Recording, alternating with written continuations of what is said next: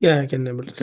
So when we discuss about all the things, right, that we are talking about the servers, the syndication mechanism, and all of this, one thing that Yeah, remains consistent is the foundation, which is of the client server architecture. Okay. yeah, So here you have the client. Now the purpose is, when we talk about the client server architecture, it is a architecture and a distributed computing model where tasks are divided between servers, which provides resources or services called and clients. And clients requests for resources on the server, and server are the one who is providing the right access. Okay. So this is, if you look at overall, this is how the entire um, model works. Everything that you see, this is how it works. Everything, whether you talk about your IDP, SP, or whether you talk about web applications, everywhere you will find a client, right? There, if you see, there are different modules. Okay, the first module is a request. A client yeah, initiates a request for a specific service. And the overall goal of this session, right, is when you start from a foundation, start building on top of it. Okay. yeah, For example, you talk about client server, add encryption, then talk about REST APIs. Okay. Then you talk about OSI layer. And then when you do, that's a protocol, which is SAML, let's say. How does SAML work? Is combination of client server with encryption, with the REST API, with OSI and everything. Okay, so that none of the components, or whether you're talking about OAuth, OpenID, the requests are made using these models. Okay, okay, that's why client server architecture. And next, if time permits, we'll do the OSI layer also. Okay, okay, so first is request. It is basically a client sending a message to the server. Okay, then transmission. Request is transmitted over a network to a server. Okay, processing server receives the request and processes it and determines the appropriate response. Response after all of this transmission, processing, okay, whatever it gets back, this is called response. This is request. yeah, Okay, and then this is consuming it for allowing access or reading an API or reading user details. It can use it for any purpose. Okay. yeah, Now, this is how it works. The first is the client initiating the request. Then there is a transmission, then server processing it, replying back, and then finally the client consuming it. This is the basic. yeah, And we will add more things on top of this. Like as you proceed further, you will start seeing that uh, one layer on top of this will be added. Okay. Let's say you'll have, for example, um, what do you call, assertions being added, tokens being added in that request. Okay. In response also, you'll have a XML response. In response, you'll have code. So a lot of things is getting added. Okay. One by one. Now, uh, now some of the key characteristics are centralized resources, scalability, modularity, and interoperability. Okay, so servers typically manage and control access to shared resources. Scalability is whenever you are building a client server architecture, it should scale. Modularity is client and servers can be developed and updated independently. Interoperability is, for example, the same protocol should work in server 1, server 2, on-prem, cloud, everything. It should be able to operate across different systems. And it should be updated immediately, scaled immediately, and everything should be managed centrally. These are the key characteristics of an efficient client server architecture. Yeah. So some of the concepts that we should know about is initially it started with mainframe computing, where mainframes acted as central servers with terminals serving as client. Then came file servers, personal computers, and all where you had one system, another system becoming client and server. Then Yeah. came the web services, where you had it hosted on a different platform itself, right? Through a browser, mobile app, and those things.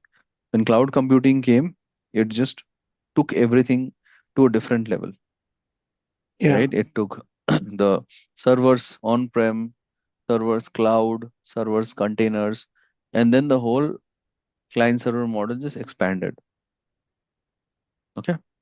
So Yeah. why is it important? Is because we need to know how these systems work together. Okay, we need to kind of have that clarity for everything that we are Yeah. currently doing. Okay. So here, which client server architecture model should be implemented? First is the mainframe, suitable for centralized processing and large scale data management. File servers, ideal for sharing documents and data, where local.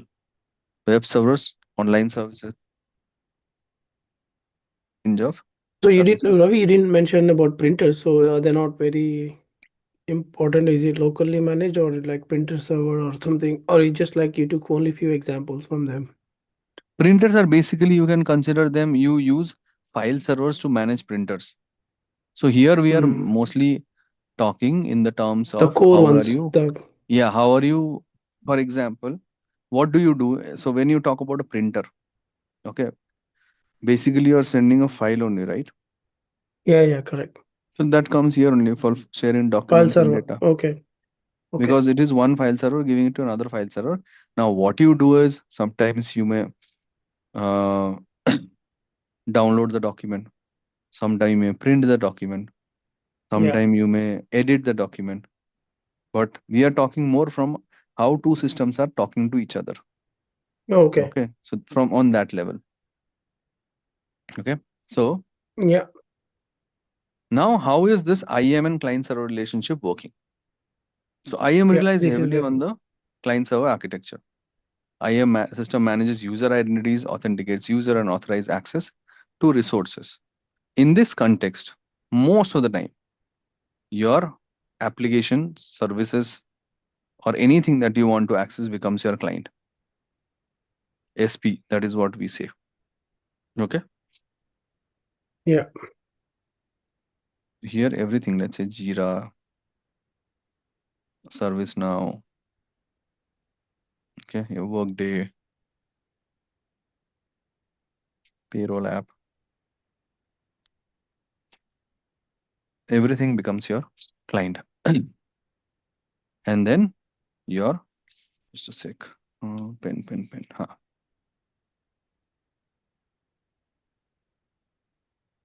Hmm. Now here, every systems that is actually willing to authenticate becomes an IDP or a server. Okay. So that authenticate uses and enforces policies. This is your server. If you look at client and server, it is always requesting. This guy will authenticate and send the response back. Yeah. Okay. That's how Yeah. Yeah. we can consider them. So here you have access policies, authentication, servers, and clients.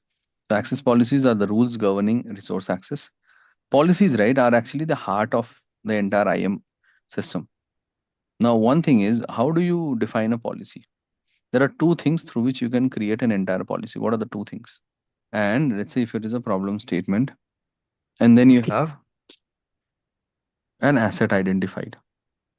For example, a user, device, computer. Now, when you club this, if I tell you, see, these are the list of users and they are facing issue with JML, what will you do? You'll go and create a policy or you improve the policy, right? Yeah. I'll improve So the policy. Yeah.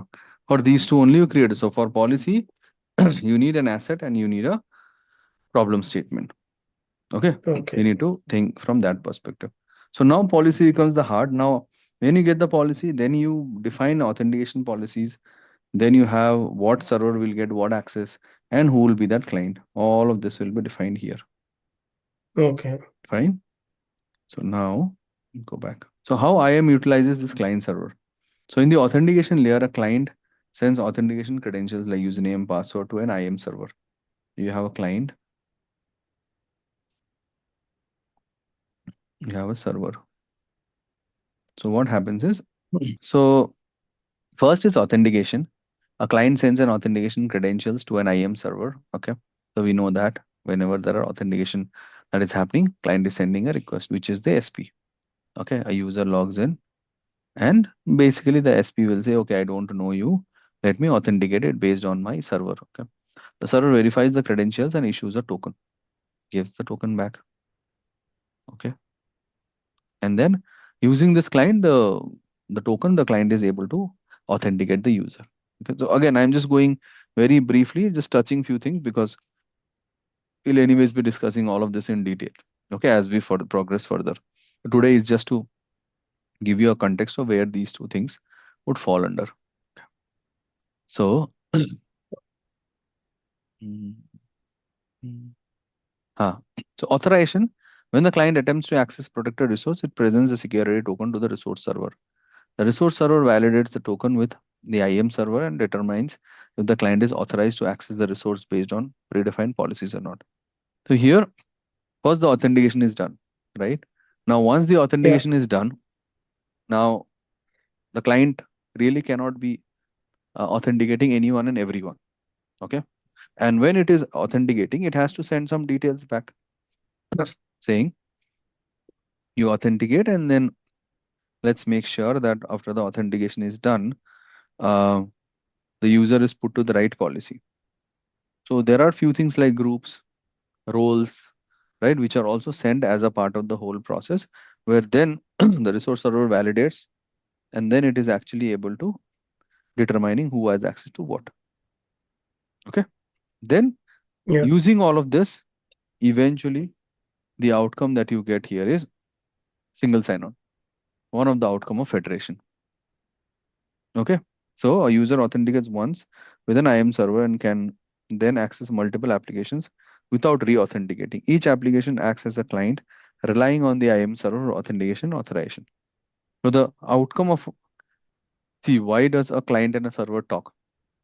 Because they are trying to establish a trust federation. Now, what is the outcome of Yeah. federation? Single sign-on, one of the outcome of federation. Yeah. Okay. So like that, and as a part of the federation, as a part of single sign-on, you're doing authentication, you're doing authorization, all of it.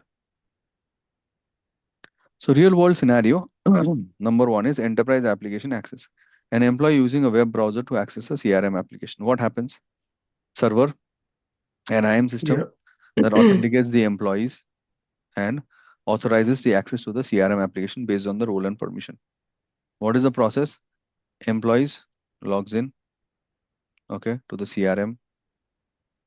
CRM redirects to the authentication system, which is the IDP or the client.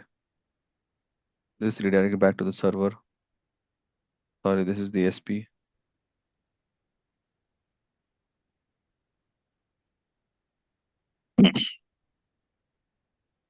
Redirects back to the server, which is the IDP.